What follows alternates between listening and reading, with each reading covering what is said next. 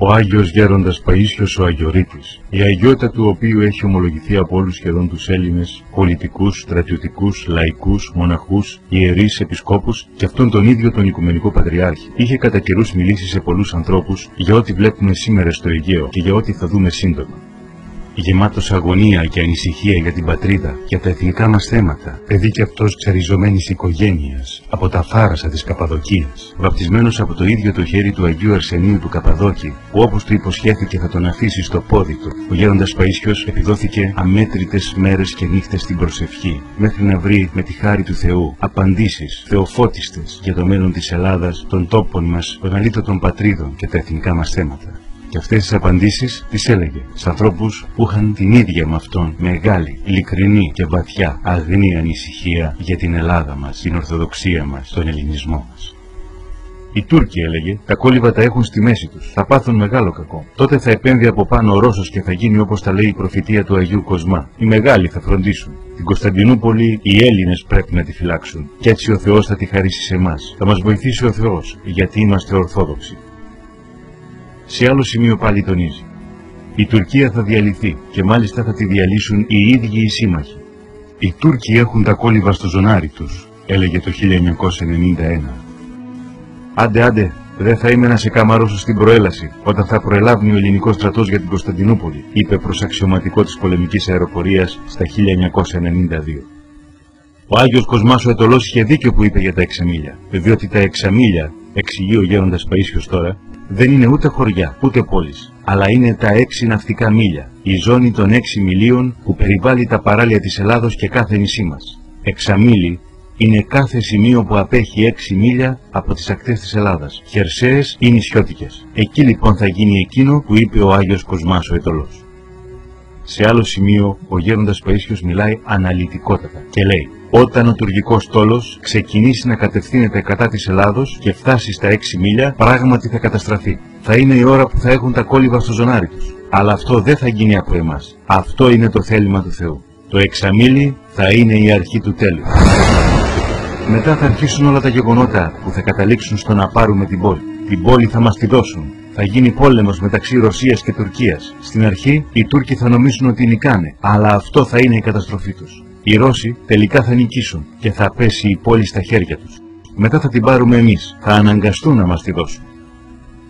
Σε άλλους προσκυνητές ο Γέροντας Παΐσιος εξηγεί: οι Τούρκοι θα καταστραφούν, θα σβήσουν από το χάρτη, διότι είναι ένα έθνος το οποίο δεν προέκυψε από την ευλογία του Θεού. Από τους Τούρκους το 1/3 θα πάει από όπου ξεκίνησαν, στα βάθη της Τουρκίας. Το 1/3 θα σωθεί, διότι θα έχει εκχριστιανιστεί, και το τελευταίο 1/3 θα σκοτωθεί στον πόλεμο αυτόν.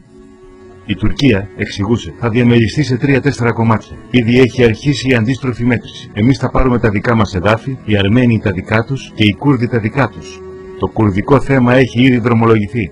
Αυτά θα γίνουν όχι τώρα, αλλά σύντομα, όταν θα πάψει αυτή η γενιά που κυβερνάει την Τουρκία και θα αναλάβει η νέα γενιά πολιτικών. Τότε θα γίνει ο διαμελισμός της Τουρκίας. Πολύ σύντομα, οι προσευχές που γίνονται κάτω από την επιφάνεια της γης θα γίνονται πάνω στη γη και τα κεράκια που ανάβονται κάτω θα ανάβονται πάνω. Πίστη και ελπίδα στο Θεό να υπάρχει και θα χαρούν πολύ. Όλα αυτά θα γίνουν μέσα στα χρόνια αυτά. Έφτασε ο καιρός. Σε άλλο σημείο πάλι εξηγούσε: οι Εγγλέζοι και οι Αμερικάνοι θα μας παραχωρήσουν την Κωνσταντινούπολη. Όχι γιατί μας αγαπάνε, αλλά γιατί αυτό θα συμπλέει με τα συμφέροντά τους. Οι Τούρκοι θα κάνουν μόνο μια πρόκληση στην Ελλάδα που θα έχει σχέση με την Αιγιαλίτιδα ζώνη και θα μας πιάσει πείνα. Θα πεινάσει η Ελλάδα. Και επειδή θα κρατήσει αυτή η μπόρα κάποιο διάστημα, μήνες θα είναι, θα πούμε το ψωμί ψωμάκι. Και άλλη φορά έλεγε πάλι: να έχετε ένα κτηματάκι και λίγο να το καλλιεργείτε. Κοντά σε εσάς θα βοηθήσετε και κάποιον που δεν θα έχει. Σε άλλον εξηγούσε: όταν ακούσεις στην τηλεόραση να γίνεται θέμα για τα μίλια, για την επέκταση των μιλίων της Αιγιαλίτιδας ζώνης από 6 σε 12 μίλια, τότε από πίσω έρχεται ο πόλεμος. Ακολουθεί: μετά την πρόκληση των Τούρκων θα κατεβούν οι Ρώσοι στα στενά, όχι για να βοηθήσουν εμάς. Αυτοί θα έχουν άλλα συμφέροντα. Αλλά χωρίς να το θέλουν, θα βοηθάνε εμάς. Τότε οι Τούρκοι, για να υπερασπιστούν τα στενά, που είναι στρατηγικής σημασίας, θα συγκεντρώσουν εκεί και άλλα στρατεύματα. Παράλληλα δε θα αποσύρουν δυνάμεις από καταληφθέντα εδάφη. Όμως θα δουν τότε τα άλλα κράτη της Ευρώπης, συγκεκριμένα η Αγγλία, η Γαλλία, η Ιταλία και άλλα 6-7 κράτη της ΕΟΚ, ότι η Ρωσία θα αρπάξει μέρη. Οπότε θα πούν: δεν πάμε κι εμείς εκεί πέρα, μήπως πάρουμε κανένα κομμάτι. Όλοι όμως θα κυνηγούν τη μερίδα του λέοντος. Έτσι θα μπουν και οι Ευρωπαίοι στον πόλεμο. Θα βγάλει η ελληνική κυβέρνηση απόφαση να μην στείλει στρατό. Θα κρατήσει στρατό μόνο στα σύνορα. Και θα είναι μεγάλη ευλογία που δεν θα πάρει μέρος. Γιατί όποιος πάρει μέρος σε αυτόν τον πόλεμο, τον ευρωπαϊκό, χάθηκε. Οι Τούρκοι θα μας χτυπήσουν, εξηγούσε σε άλλον προσκυνητή. Αλλά η Ελλάδα δεν θα πάρει μεγάλη ζημιά. Δεν θα περάσει πολύς καιρός μετά την επίθεση των Τούρκων στη χώρα μας και τότε οι Ρώσοι θα χτυπήσουν τους Τούρκους και θα τους διαλύσουν. Όπως ένα φύλλο χαρτί που το χτυπάς και διαλύεται, έτσι και οι Τούρκοι θα διαλυθούν. Το 1/3 από αυτούς θα σκοτωθεί. Το 1/3 θα εκχριστιανιστούν. Και το 1/3 θα πάει στην κόκκινη μιλιά. Η χρησιμοποίηση των νερών του Εφράτη για αρδευτικά έργα από τους Τούρκους θα είναι μια προειδοποίηση ότι άρχισε η προετοιμασία του μεγάλου πολέμου που θα ακολουθήσει. Μετά τη διάλυση της Τουρκίας, η Ρωσία θα συνεχίσει τον πόλεμο μέχρι τον Περσικό κόλπο και θα σταματήσουν τα στρατεύματά της έξω από την Ιερουσαλήμ. Τότε οι δυτικές δυνάμεις θα δώσουν προθεσμία στους Ρώσους για να αποσύρουν από τα μέρη αυτά τα στρατεύματά τους. Τόσο χρόνο όσο χρειάζεται για να γίνουν τα λάχανα, δηλαδή 6 μήνες.